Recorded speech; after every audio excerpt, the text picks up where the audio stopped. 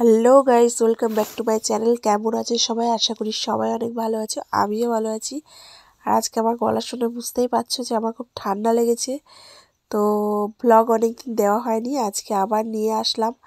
তো এই short video দিয়েছি, তো অনেকে হয়তো বুঝতে পারছো, অনেকে হয়তো বুঝতে পারছো না।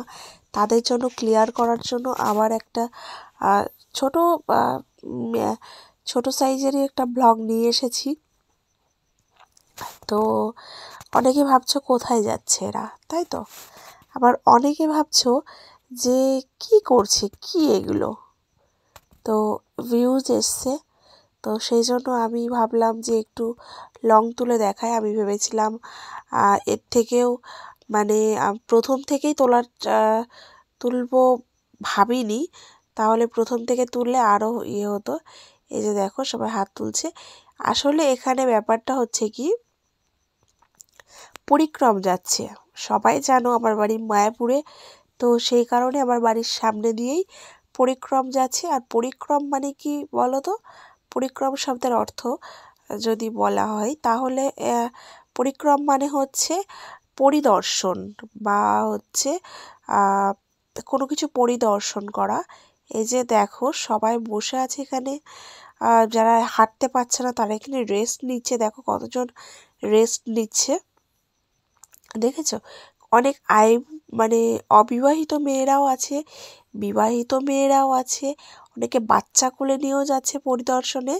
তো যেটা বলছিলাম যে পরিক্রম মানে হচ্ছে পরিদর্শন, মানে কোনো কিছু মানে পবিত্র ভাষায় পরিদর্শন মানে যেমন হচ্ছে তোমার মন্দির, কোনো কিছু মন্দির, একটা পবিত্র স্থান হচ্ছে মন্দির। তো সেই মন্দিরটাকে মানে মন্দিরটাকে ঘুরে দেখা, এটা হচ্ছে পরিক্রম করা, মানে হচ্ছে মন্দিরটাকে চারপাশ ঘুরে দেখা। তো এটা হচ্ছে পরিক্রম।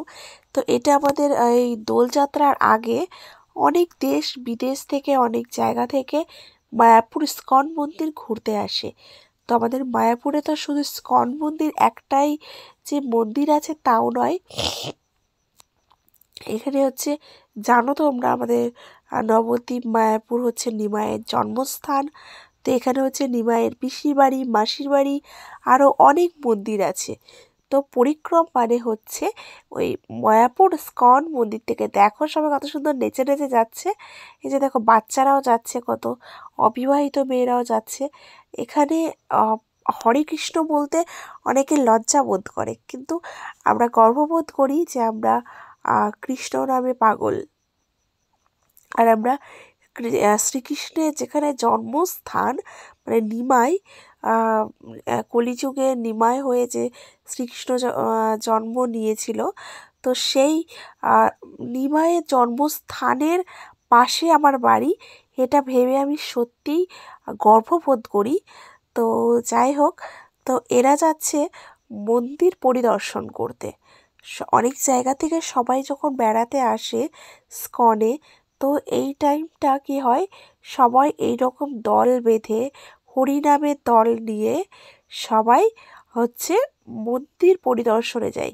এবার মায়াপুর মানে যে শুধু মায়াপুরের মন্দিরই সেটা কিন্তু নয়, আগেই বলবো। কত পুলিশ এসছে দেখো, কারণ ঝামেলা হতে পারে, তো এই কারণেই। তো যাই হোক, যেটা বলছিলাম যে মায়াপুর মানেই কিন্তু শুধু মায়াপুরের ইস্কন মন্দির নয়। অনেকে মায়াপুর এসেছো শুধু ইস্কন মন্দির থেকে চলে গেছো, কিন্তু মায়াপুরে প্রচুর মন্দির আছে। তারপর বেলপুকুর আছে মন্দির, তারপর আছে বামুনপুকুর, সেরকম অনেক অনেক মন্দির আছে। ওরা এই সাইড দিয়ে গিয়ে ঘুরে, এই যে দেখো তোমাদের পুজিশোনা হাত দুটো তুলেছে, হাত দুটো তুলে হরে কৃষ্ণ বলছিল। তো দেখো ওকে ডেকে নিলাম।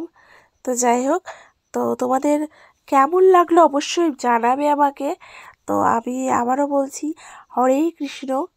তো তারপরে যেটা হলো, সবাই এখানে ঘুরতে আসে, বেড়ায়। এই যে দেখো লজেন্স দিচ্ছে, তো অনেকেই অনেক রকম কিছু দিয়েছিল। মানিককে কেউ একজন মুড়ি দিয়েছিল, এই যে এও দেখো লজেন্স দিচ্ছে। এই যে তোমাদের পুজিশনাকে দিচ্ছে লজেন্স।